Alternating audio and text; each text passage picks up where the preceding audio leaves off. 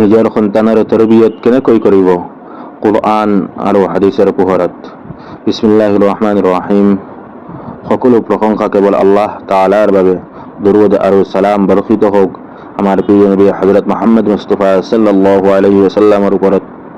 সম্মানীয় বয়োজ্যেষ্ঠসকল, ভাই ভনীসকল আৰু মৰমৰ বন্ধুসকল, আজি আমাৰ বিষয়টো অতি গুৰুত্বপূৰ্ণ। আমি আমাৰ সন্তানসকলক কেনেকৈ এটা ভাল দিনী পৰিৱেশত ডাঙৰ দীঘল কৰিম আৰু তেওঁলোকৰ সঠিক তৰবিয়ত কেনেকৈ কৰিম। সন্তান আল্লাহ তাআলাৰ এক মহান নিয়ামত, কিন্তু সন্তান কেৱল আমাৰ আনন্দৰ কাৰণ নহয়, তেওঁলোক আমাৰ ওপৰত এটা আমানত আৰু দায়িত্ব।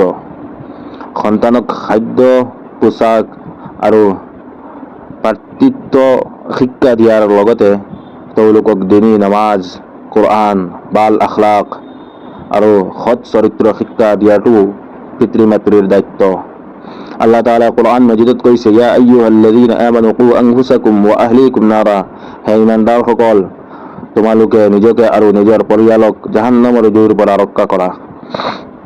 এই আয়াতৰ পৰা আমি শিক্ষা পাওঁ যে নিজৰ পৰিয়ালৰ আৰু সন্তানৰ ঈমান আৰু আমল প্ৰতি যত্ন লোৱাটো আমাৰ দায়িত্ব। ৰাসূলুল্লাহ সাল্লাল্লাহু আলাইহি ওয়াসাল্লামে কৈছে, কুল্লুকুম ৰাইন ওয়া কুল্লুকুম মাসউলুন আন ৰাইয়াতিহি।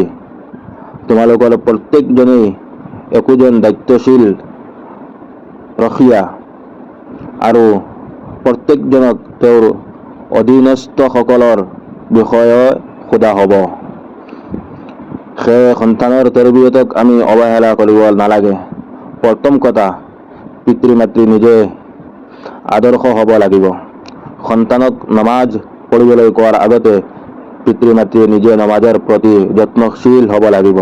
সন্তানক সত্য কথা ক'বলৈ শিকোৱাৰ আগতে আমি নিজে সত্য কথা ক'ব লাগে। সন্তানক ডাঙৰক সন্মান কৰিবলৈ কোৱাৰ আগতে আমি নিজৰ ডাঙৰসকলক সন্মান কৰা উচিত।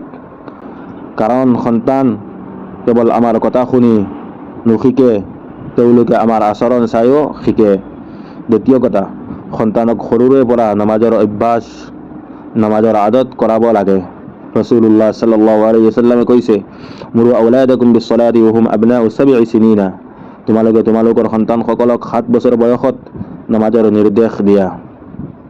সন্তানক নামাজৰ প্ৰতি ভালপোৱা আৰু আগ্ৰহ সৃষ্টি কৰা, মৰম আৰু হিকমতৰ সৈতে নামাজৰ শিক্ষা দিব লাগে।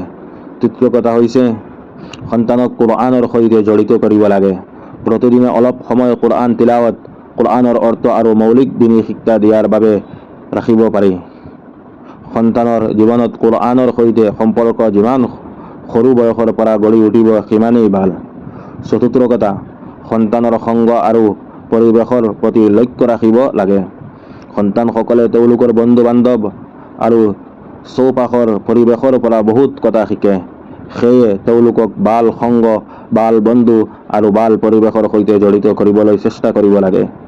পঞ্চম কথা, মোবাইল আৰু ছ'চিয়েল মিডিয়াৰ ব্যৱহাৰত অভিভাৱকসকলৰ নজৰ থাকিব লাগে।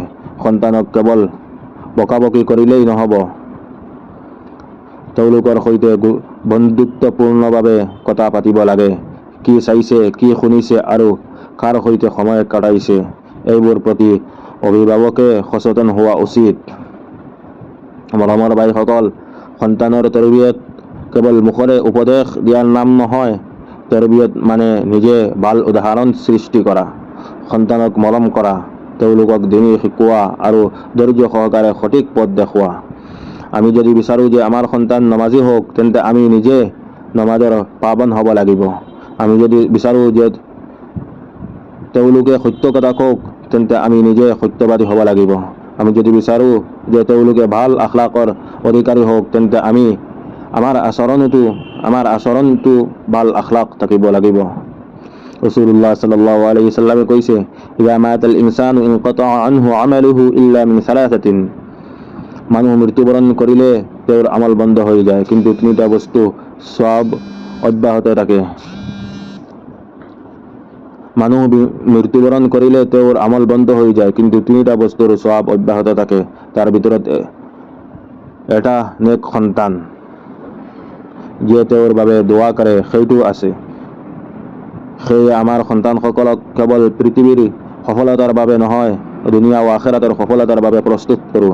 আহক আমি আজি সংকল্প লওঁ, আমি আমাৰ সন্তানসকলক নমাজৰ শিক্ষা দিম, কোৰআনৰ সৈতে জড়িত কৰিম, বাল আখলাক শিকাম, দিনী পৰিৱেশ দিম আৰু নিজেও তেওঁলোকৰ বাবে উত্তম আদৰ্শ হোৱা চেষ্টা কৰিম। নিজেও তেওঁলোকৰ বাবে উত্তম আদৰ্শ হোৱাৰ চেষ্টা কৰিম।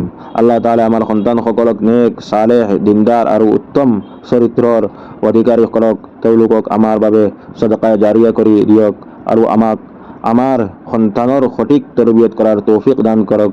আমিন ইয়া ৰাব্বাল আলামিন।